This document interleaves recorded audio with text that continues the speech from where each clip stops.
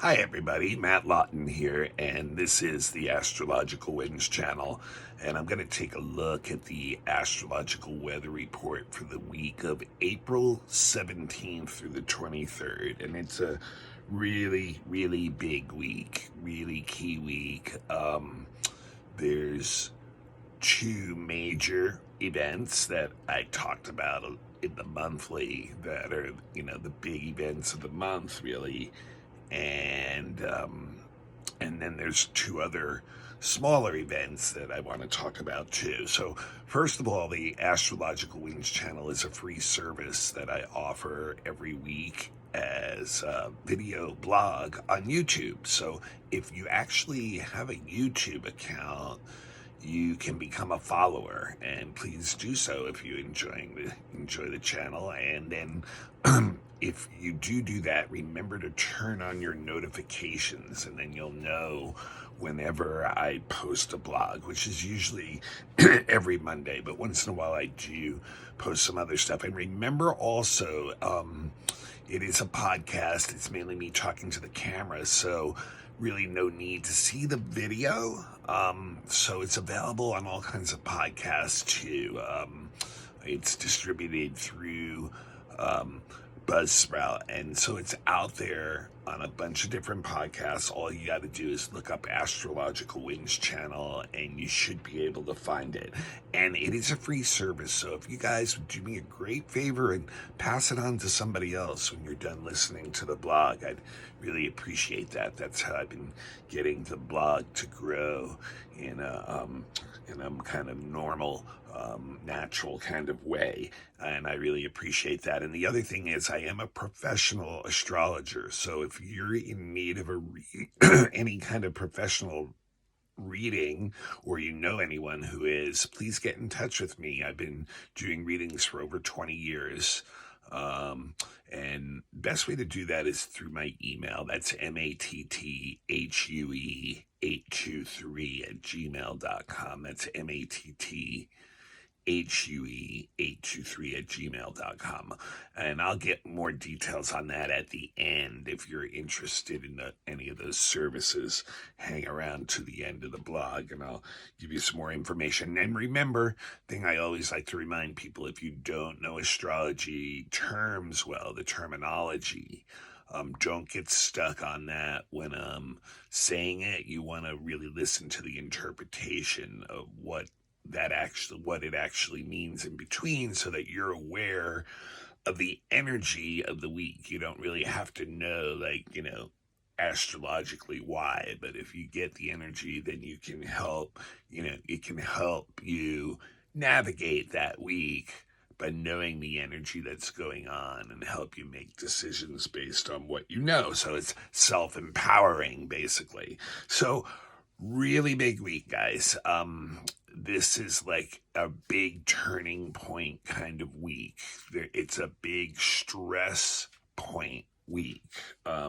Two huge events that are going on Thursday and Friday, actually, is when they're exact.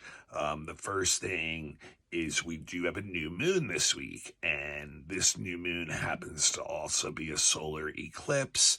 It also happens to be at the very last degree of Aries, what we call a critical degree, and it also happens to be in a configuration called a T-square, which is one of great tension, great stress, a lot of different things stressing our lives at the same time. So there's a lot of things going on that are bringing things to a very stressful point, where people really feel the need to move or activate, take some kind of action because of all this stuff pushing us. And so there's a square to Pluto, and that is actually, Pluto is in the first degree of Aquarius, so it means that it's also in a critical degree, where there's this new transformation, new changes going on, and that has a lot to do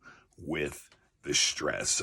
So there's all this energy mixed up, and then it's also an eclipse, and this eclipse, an eclipse is usually a big turning point for many people, or possibly even nations or the world even in general, because of the events that can be triggered by an eclipse. An eclipse has a lot to do with like really the energy of the times and how they're shifting us, and we can be on a certain course for a long time, either individually in our lives or as a nation or as a society or as a culture or even as a race, a human race, together going like in one direction, and then suddenly there can be great changes that come in that force us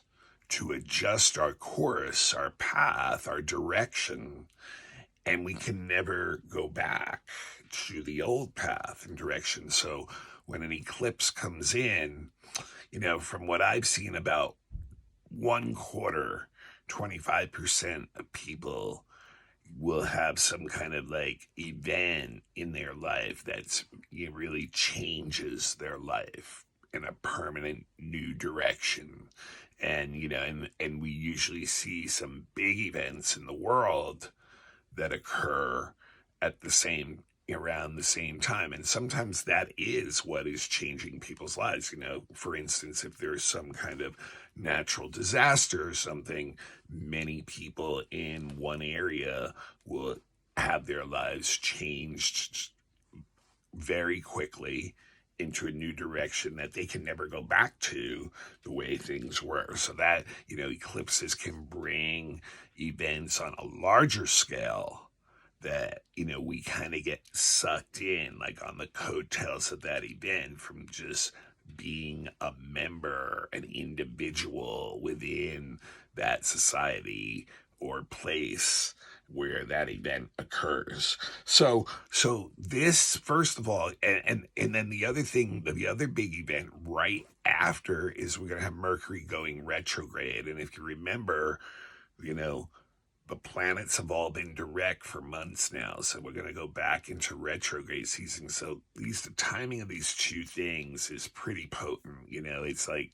I've always said, astrology does not operate in a vacuum. These these events, these aspects these energies they're not singular. They're tied together. So it's very potent that we have this eclipse, new moon at a critical degree, squaring Pluto, and then right into Mercury retrograde and the retrograde season. So new moon in Aries, new moon in Aries at this critical 30th degree.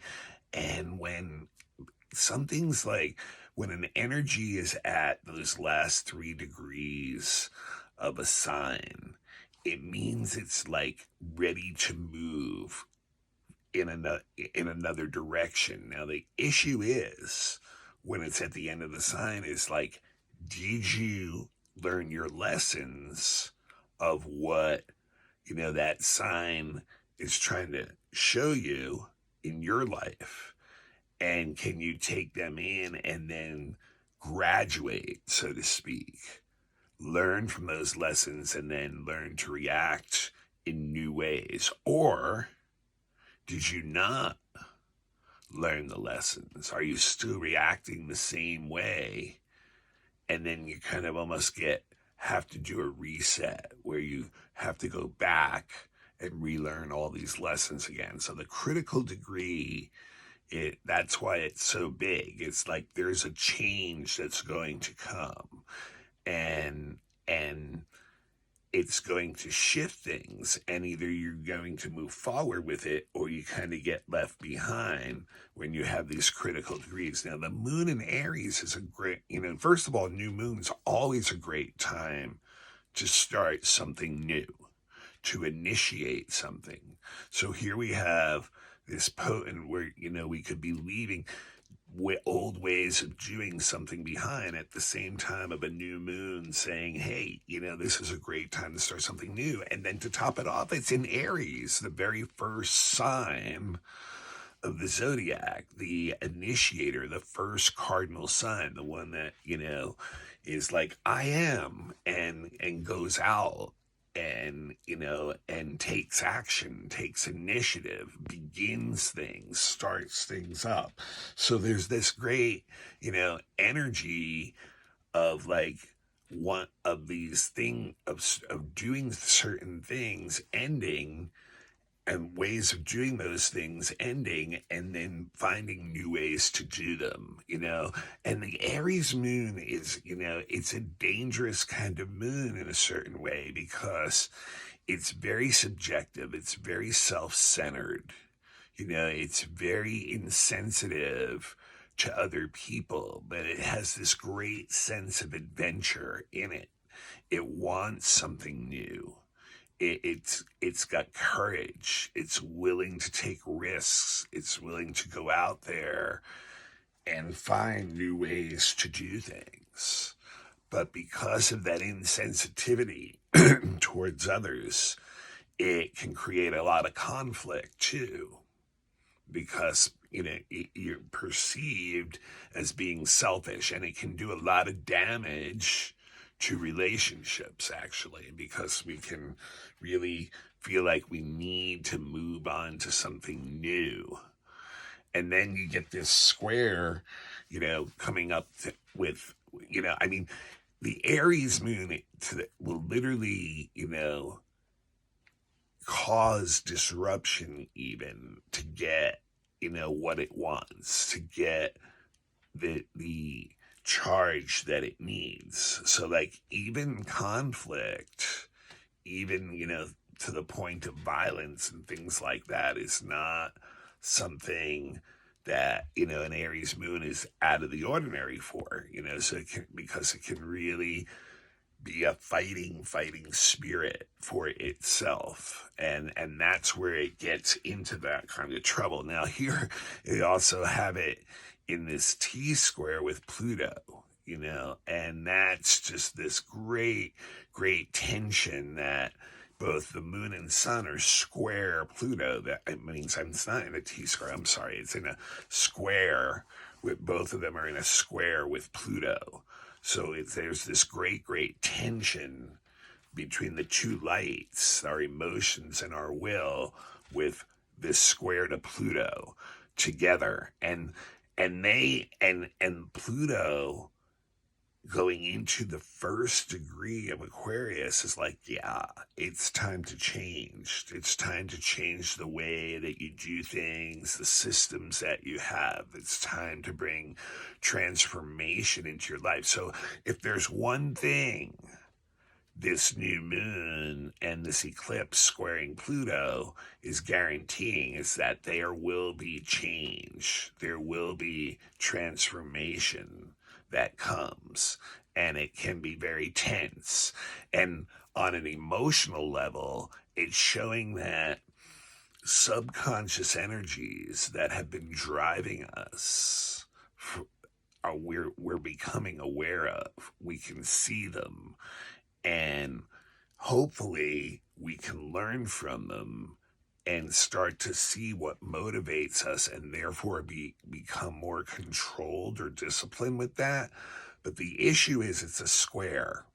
And a lot of times we can get really narrow-minded and obsessed on Pluto type energy. That is like with power struggles with others, manipulation, coercion, trying to push our way, even to the points of like violence. And and when you see that on the macro scale, when you start talking about the world again, any place that, where there's conflict, and you can see there's an awful lot of conflict bubbling below the surface right now in world politics, this can really explode out under, this Aries energy, this Pluto energy, this ending and beginning energy. It can really explode out in violent ways, and really get people in, and nations into a really defensive posturing. There's a lot of things that Also what a lot of this energy is going to bring up too is intense emotions in relationships between people. There's going to be this and then people can get into like these manipulative wars or battles with one another, and there can also be a lot of conflict with authority, with people who are in power trying to force their power onto others and creating a violent feedback loop. Also, any situations or even like things, machines, technology, mechanical stuff that is kind of been breaking down or slowly losing its ability to function right, is probably going to reach that point where it just like disintegrates almost completely out of existence, is a good way to say it.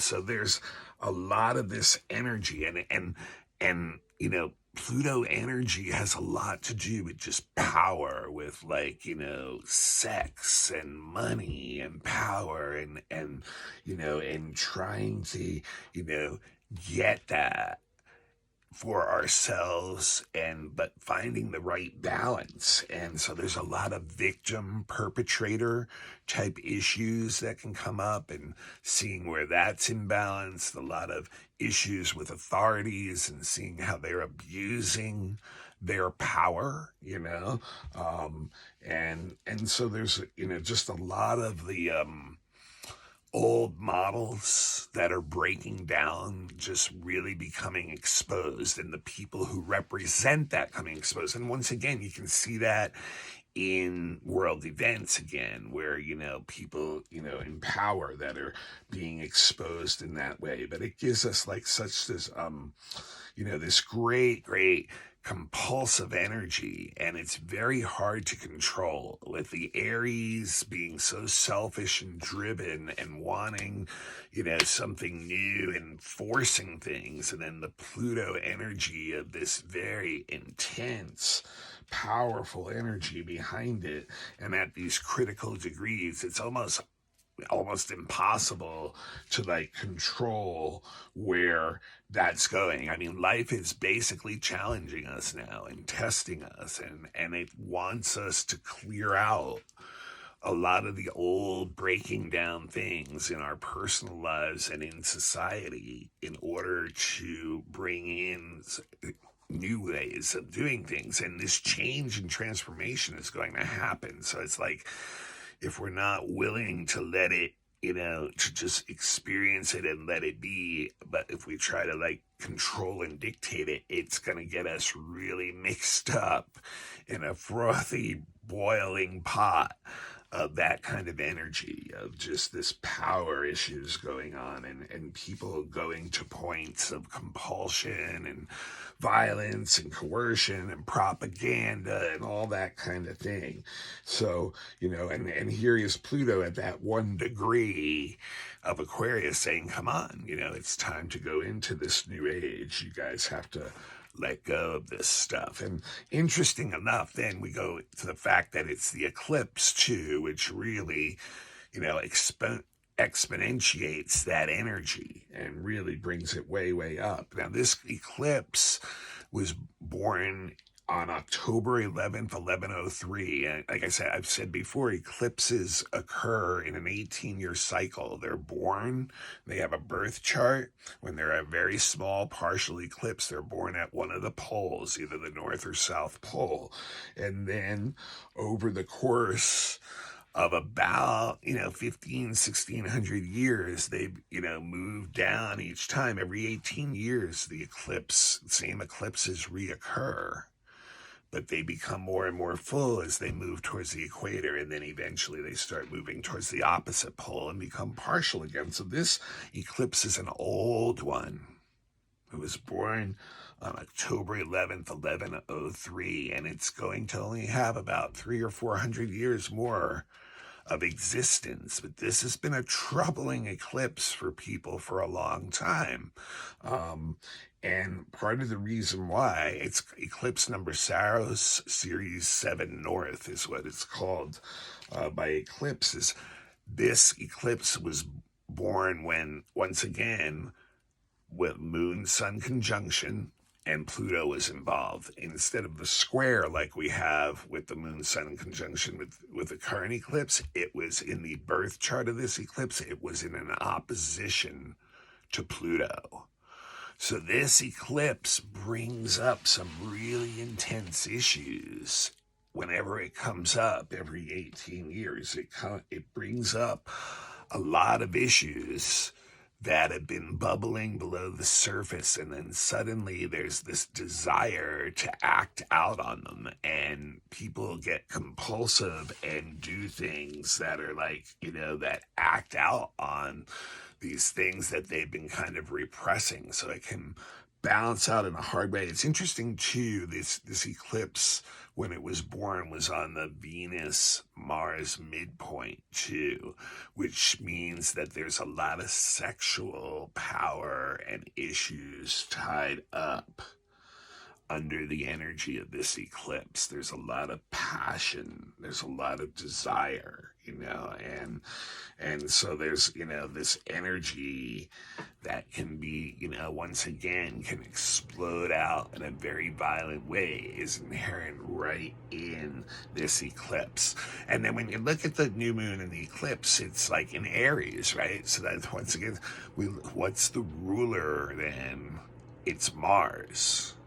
Mars is the ruler, and another planet that can be very impulsive, and right now not in good condition. It's in Cancer, one of the weakest signs it can be in, when it gets very, very defensive and protective about what is it. And on a larger scale, nationalistic, patriotic to the point of willing to go to war with other people that, that a nation feels is threatening its sovereignty. So we have a lot of very sensitive energy on. I mean, on a personal level, Mars in Cancer is kind of like wants to circle the wagons around, what you want to protect, your loved ones and your things, and what you consider your home front, so to speak, your heritage. And so you can get very, very defensive about that energy. And then Mars is actually applying to a square with Chiron. It's 5 degrees off still, but that shows that this can lead in this, next month to issues that come up that can really like knock us off our normal way of doing things, like take our balance away basically, and have us having to adjust and adapt.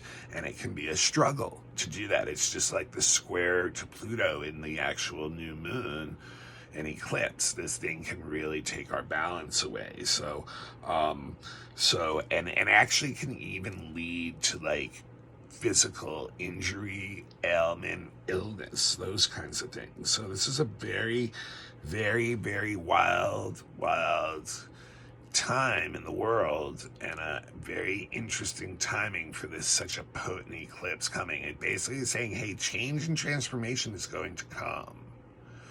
And like, if you don't start clearing out old ways, and if you try to hold on to them, it is going to get you in an awful lot of conflict and just a lot of just struggle. And you're gonna have to learn to let go of these things that are no longer serving your best purpose and society's best purpose in order to move forward. Now, here we go. Interestingly enough, right after that, Mercury goes retrograde the very next day at 16 degrees Taurus. And no planet's been retrograde for months now, so now Mercury is going to go retrograde and start the retrograde season. And actually the next planet that's going to go retrograde is Pluto. So interestingly enough, in another couple of weeks, Pluto will start its long retrograde period of 5+ months. Mercury will go retrograde at 16 degrees Taurus on Friday, and then will stay retrograde until May 14th, when it will go back to about 6 degrees Taurus, and then it will turn direct then, and then go forward. And we'll be back to the 16-degree mark of Taurus by June 1st. So that's when it'll be out of its shadow for good. And by June 12th, we'll move on to Gemini, which is a sign that Mercury rules. So there'll be a big shift then. But what's it all about? Mercury. So, you know how Mercury retrograde are, most of you guys. We're going to have communication issues. We're going to have travel issues. We're going to have a lot of mis and disinformation, things that confuse us, things that make decisions hard. Not a good time to start new things. It's best to just stay on to things, or you're not going to get the results that you expect. So all that kind of Mercury retrograde stuff starts, but in Taurus, it shows a lot of it may have to do with the money, with security, with our assets, and with the economy the way it is right now. That's probably what is going to bring a lot of that confusion in. We can see once again, inflation, prices going up, things like that. So people feeling very indecisive about what to do because of issues about security, mainly with material, with money, with their assets, with things like that.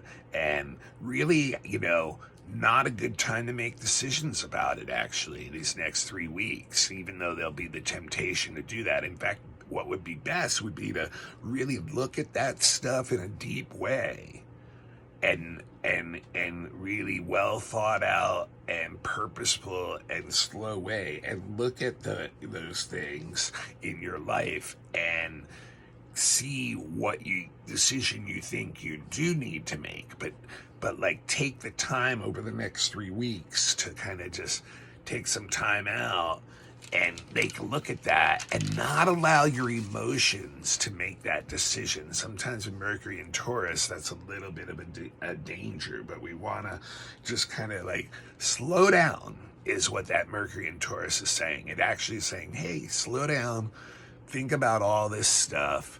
Don't make any big decisions in the next 3 weeks, because the information's not reliable. It's it's going to go back and forth, a lot of issues like that, and then it's going to cloud up our ability to communicate and things like that. So we just want to go through these next 3 weeks, I think, and just kind of slowly look at all those things that have to do with our security, that have to do with assets, property, money, things like that, the things that stabilize us physically, and then kind of internally make a plan.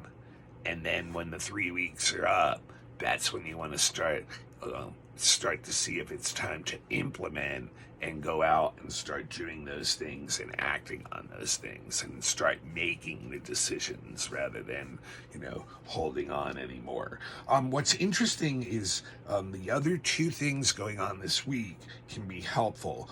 One of them I mentioned in the monthly again, and that is same day, Thursday, Friday, Saturn sextiles the North Node. And this shows that we can get some kind of help from people who have either more experience or wisdom or knowledge or maturity, or older than us, have more assets than us. They may be willing to somehow help us out, give us the things that we need, be a benefactor to us, to give us the things we need in order to move forward. So there's opportunities to make connections with people like that, and maybe even groups of people like that.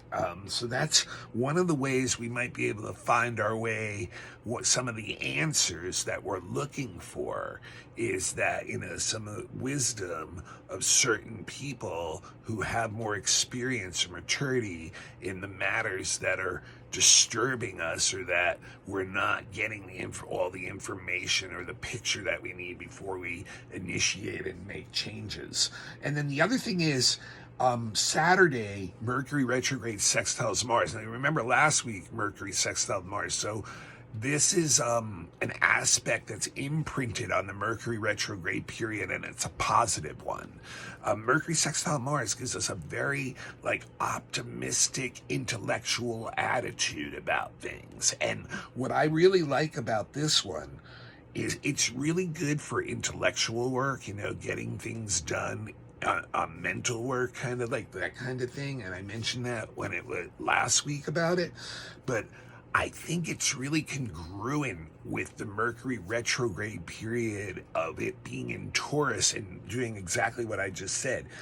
Using that time to actually, in your own mind, plan and organize how you're going to take some initiative, and move forward and change things in your life, and especially having to do with security type stuff, Mercury kind of in Taurus type stuff. So I think this really will give us wow, a positive attitude about doing that, and gives us that intellectual acuity that we can plan and organize what we want to do during that Mercury retrograde period with this energy. So I find that really a real nice imprint for this Mercury retrograde period, and the ability to go in and help make those decisions inside first before we bring them out to the world.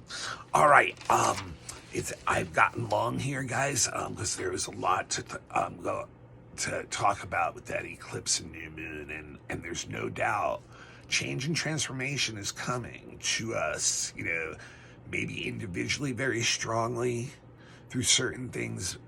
The world is obviously going through that, and we're all on the coattails of that. So we really have to find ways to let go of the old things that are holding us back and we're feeling threatened by it, and find new ways to help usher in, once again, this Aquarian energy, this, that I've talked about so much. So once again, that seems to be the mission of this very potent new moon and solar eclipse squaring Pluto and ruled by that Mars and that old eclipse series that it's part of, and then Mercury going retrograde right after that.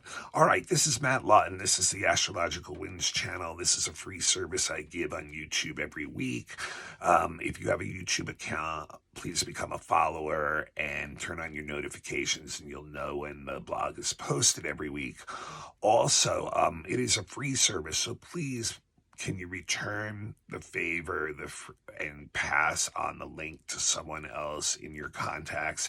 Even if you've done that before, find somebody else. There's a lot of people who believe in astrology. Also, available on podcasts. No need to really watch the camera. Podcasts can, just the audio feed can free you up to do it and, hear the blog when, you're doing workout, walking the dog, whatever, like driving to work. You can hear it then. So just look it up.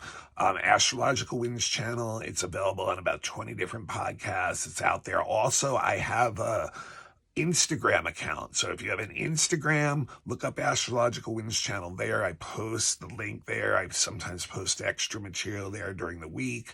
I also have a Facebook private account under Matthew, and that's with 2 T's, Lawton, Lauten, and I mainly just use it for astrology, guys. So if, don't really use it to socialize much, but if you want, you can make a friend request to me there. I do post the link there too.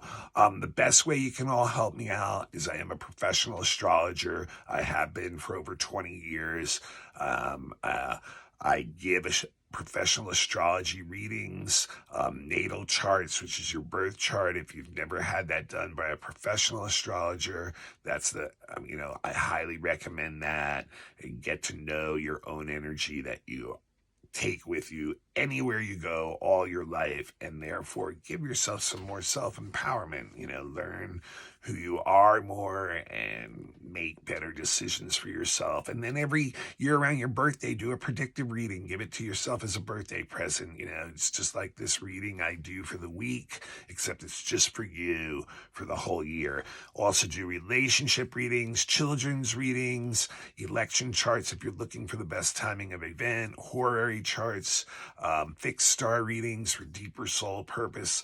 Also have beginners classes available for anyone who's interested in that. And if you have a group that's looking for a lecture, question and answer session, mini readings, classes, all those things, just get in touch with me through my email, mattHue823@gmail.com. That's mattHue823@gmail.com. All right, next week, we got one last week in April, and we'll be in the middle of Mercury retrograde, and I'll see you guys all then. And, let's just, open our arms to this transformation that's going to occur, whether we want it to or not.